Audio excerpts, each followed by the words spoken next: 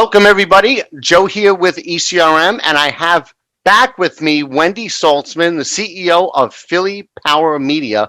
And today we're going to talk about RBF, which is also known as resting bitch face. Now, that's not my term. That's the term that's going around that it's called.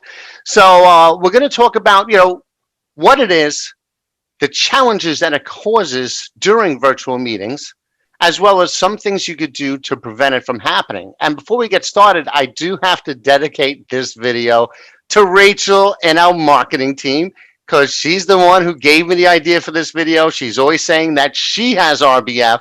And so that's what prompted me to do this. So Wendy, thanks again for joining us. And to start off, can you give an overview of what RBF is? Well, for starters, yes, it is resting bitch face. And I think that's a term most women know about. But people are also now in the virtual world calling it resting bored face. Because so many of us are on these webinars and you can just get so bored. So I had said to you that my challenge was I would do this, but you had to show us the example of what RBF is. So, all right, I want to see your version. All right, I'll try and do it. Okay. I think that's pretty good. You almost have it. So let me tell you a little bit about what resting bitch face is. I'm going to try mine. Okay, hold on. I'm trying. Okay, that's my RBF, which is totally not normal. I fortunately do not have resting bitch face, I hope.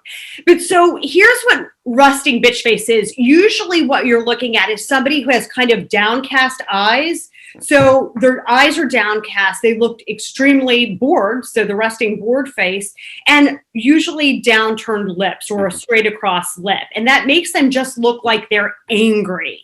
It makes them look uninterested, angry, and quite frankly, bitchy. So that is what resting bitch face is. And that's there have been a couple of instances where we've had internal virtual meetings, and someone would ask, "Oh, was so and so mad?" And it's like, no, they're just very focused. They have a lot on their plate. I know for a fact that they're not mad, but I also knew that they were very busy, so they had that intent look on their face. So obviously that can cause challenges like what I just mentioned. People can get the wrong impression of what's going on. Absolutely. And I think we have even bigger challenges now in this virtual video world because we're all on camera. So maybe before you would have been on a conference call and people wouldn't have been able to see your face, but now they can see your face. And if you look like that, it's going to make them feel like you're not interested, but they also may not really want to do business with you. Let's face it, we all want to do business with people who are nice and who are kind and are smiling. So when somebody looks bitchy, it could impact the amount of people who actually want to do business with them. So I think that's one of the challenges. And here's the other big challenge in the virtual world is you may be giving a presentation. Well, guess what I might be doing? Sitting here on my computer doing other stuff. And I'm doing that. Remember, I said it's downcast eyes. So if I'm looking down at my computer screen, that's going to give me those downcast eyes. And if I'm doing something else, I'm not even paying attention to you, then it may look like I have resting bitch face because I'm quite frankly just not paying attention to what you're saying. That's a really good point because during our virtual meetings, during the ECRM programs, you have the capability to take notes. So if a supplier is pitching to a buyer and that buyer is busy taking notes, they might actually appear as if they're not paying attention. And, maybe they really are not paying attention. But, it could be something completely different. So, I'm guessing that, maybe if they mention, hey, listen, I'm going to take some notes while you're talking, that kind of might offset it just because you're managing their expectations? Absolutely. And I think people feel that's great. Hey, take notes. I want you to take notes. But I always do say, hey, I'm taking notes because I don't want people to think that I'm messing around or not paying attention. And those are just challenges of this new world. And let's face it, also, if you're the presenter and you look down and you've got a gallery view of the people who are watching you, and it seems like people are sitting there with resting bitch face, or if they don't seem like they're paying attention, it can often bring the presenter's energy level down because they just don't think that their audience is interested. That goes back to your point that you made during our first interview, and I'm going to share the link to that interview as well, where the importance of looking at the camera. Because if you're, at least spending a decent amount of time looking into the camera as opposed to looking at the people on the screen so that they feel like you're paying attention to them. So let's talk about how you can solve resting bitch face. So as you said, looking in the camera.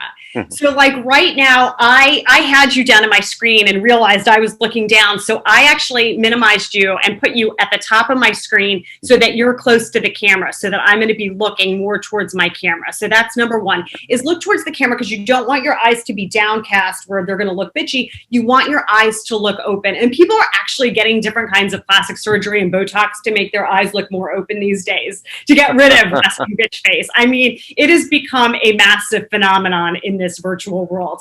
And the other thing is, instead of having your, the straight lip or the bored look, is just put the edges of your mouth up.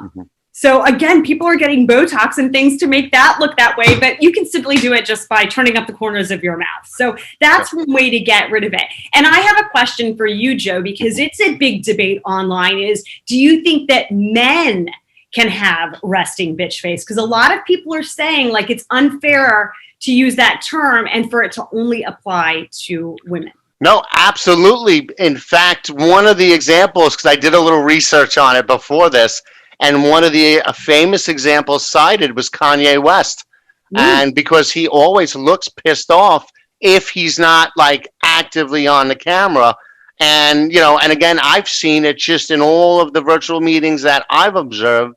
It's, even. It's men and women. They both, if they're in that state where they're relaxed and not paying attention, they could have that look. And especially if they, tend to be more serious thinker type of people, when they have a look where they're concentrating, but on the other end, it might look, I smile a lot. And it's even once we started thinking about this video, I started paying more attention to my face and turning up at least one, or like here, you'll see like a hint of a dimple showing. That kind of will let them know that I'm not pissed off, or, so I've been trying to do that myself, and it kind of works. It works pretty well, actually. So, I cannot imagine you having resting bitch face. You are like the most smiley person I know. So I highly doubt you've ever been accused of this. And thankfully I haven't either. But for everybody, out there, it's just something we have to be aware of, because you may do it again and be distracted and not even know it. And so it's just something to be more aware of, that you could be doing and not know you're doing it when you're on camera in all these webinars these days. Yep, definitely. So thank you for your insights again. And for everybody who would like to learn more about what Wendy does, she coaches people on presentations and speaking and virtual meetings. You can find her at phillypowermedia.com. And then I'm also going to put a link in this post that goes to our full-length interview on how to best engage with people in a virtual setting. So Wendy, again, thank you so much. These are always fun. Thank you. I had a good time as always.